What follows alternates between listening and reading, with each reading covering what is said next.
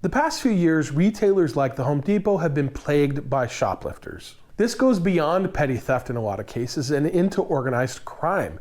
In some cases, there are crime rings that are crisscrossing the country and hitting Home Depots all along the way. Or in other cases, they're getting drug addicts or homeless people to do it for them and reaping the benefits. There have even been instances of customers being injured and employees being killed. In response, the Home Depot has employed a bunch of tactics in an attempt to reduce the impact of these thefts. Things like locking up merchandise, changing the store layout, adding more cameras, and even adding armed guards. Then there are the things that customers don't see, like adding cameras in the parking lot that can recognize license plates, and creating an internal portal where employees can report crimes. There's also been some talk of them using more cameras within the store with AI tracking technology. But has any of this worked? Have they been able to reduce the thefts without impacting their sales?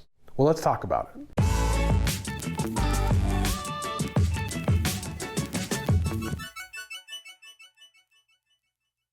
One of the key things for any retail organization is keeping track of their inventory. This is how they know what is selling or not selling so that they can replenish their inventory and order more of the items that are in demand. It's also how they know what gets stolen. In a lot of cases, a retail company may not even know that an item was stolen until they do an inventory count. And when that happens, they're required to account for it properly and adjust their inventory figures on their financial statements. And when that happens, it's called shrink. In retail, shrink is essentially the loss of inventory. It doesn't necessarily have to mean the loss through theft. It could also be damaged inventory that can't be sold. But in most cases, the most significant cause of shrink is due to theft. But before I get into exactly how Home Depot is dealing with shrink, we need to talk about today's sponsor, Home Title Lock. Most homeowners view their home as their most secure asset. But cybercriminals are now targeting homeowners with a growing scam that the FBI calls house stealing. This is where thieves can actually transfer the title of your home into their name by simply filing a document with a local county. And then they can even take out loans against your property. The scariest part is that some people who have been impacted by this scam don't find out that their title has been transferred until collections or even foreclosure notices start popping up. Home Title Lock has a service called Triple Lock Protection that monitors your title and alerts you of any changes. It includes restoration services at no out-of-pocket cost to you if the worst does happen. So if this is something that you're interested in, you can get a free title history report and a 30-day trial of Triple Lock Protection by going to HometitleLock.com and using promo code DIY with Dave, or click on the link in the description. That's HometitleLock.com, promo code DIY with Dave.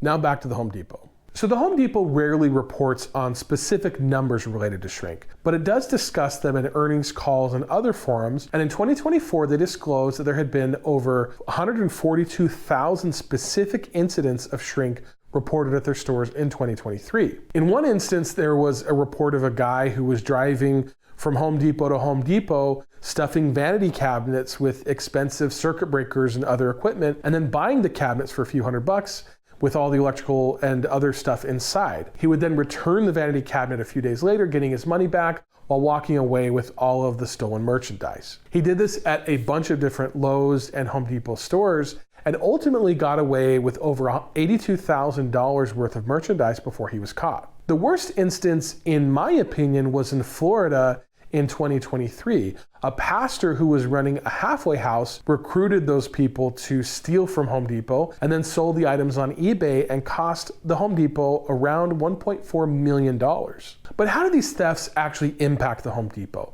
They're a huge corporation, and so are these things just a drop in the bucket for them, or does it actually make a big difference? Well, back in 2023, the CEO of Home Depot said that their gross margin in the second quarter of 2023 was lower due to pressure from shrink. And he said that they're trying to tackle it every day. It's a challenge, he said. So this shrink is significant for them and it is leading to losses. And the real problem here is that the ultimate impact is that everything costs more for us regular people. Retailers like the Home Depot need to raise prices to make up not only for the value of what was stolen, but also to make up for the cost of the new efforts that they're taking on to control the shrink. And there's also the danger that they could actually shoot themselves in the foot with some of their initiatives. I personally hate having to ask a guy to open the cage to buy a tool or to buy some electrical wire. Sometimes it's just easier to buy online and avoid the hassle.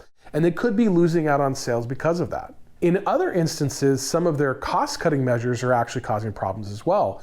One thing that the Home Depot has done across the board to save money has been adding many more self-checkout stations. And one organized crime ring stole $100,000 worth of merchandise simply by switching barcodes and scanning the wrong items at the self-checkout. There have been tons of other similar instances of theft like that, some of which even involved employees. Whoever it was had an intimate knowledge of our security systems. It was obviously an inside job. I bet it was Brian. So we know that it was a problem in 2023, but what about in 2024? Was it still a problem, or were their anti-theft efforts working over the past year? Well, I went back to their most recent earnings call to see what was discussed, and here is what one of the executives said about it. I would also like to take a minute to share with you a bit more around the progress we have seen over the last few quarters as it relates to shrink. For us, our focus on mitigating shrink has been a continual and evolving process, leveraging our cross-functional teams and investing in technology to test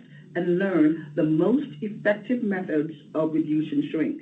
While the external environment continues to be challenging, we're incredibly pleased with the positive momentum we are seeing and improved results through our shrink mitigating initiatives. Then later in that same call, there was a question from an analyst and a response from the CFO. Here's what the analyst had to say. Great, good morning. Thanks very much for taking my question. There's a good amount of discussion around shrink.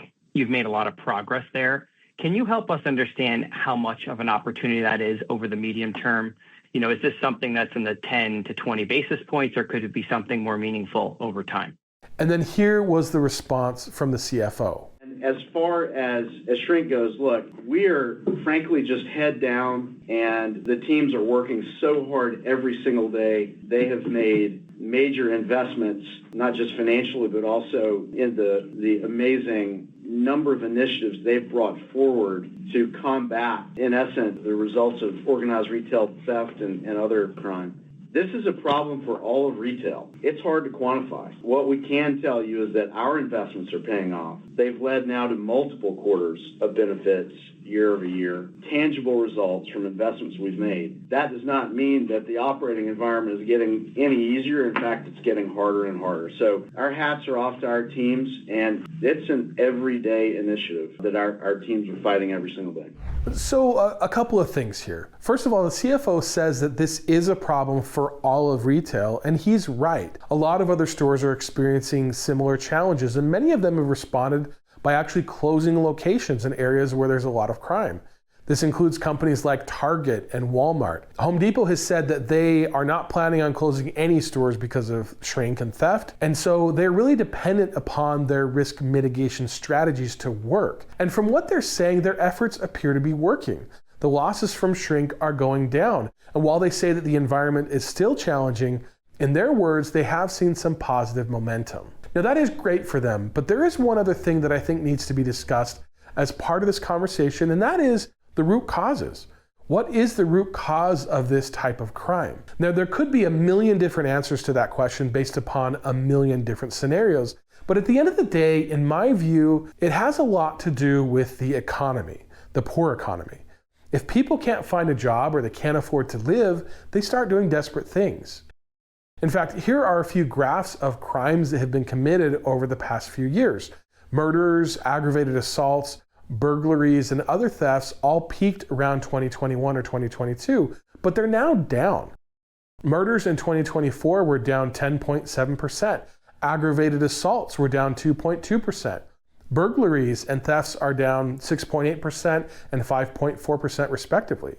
Now here is a graph of the inflation rate over the past 5 years, and you can see that both the increase and decrease in crime are correlated to the inflation rate and how things were going in the economy generally. Now to be clear, this is a very simplistic analysis. Inflation is not the only measure of the economy.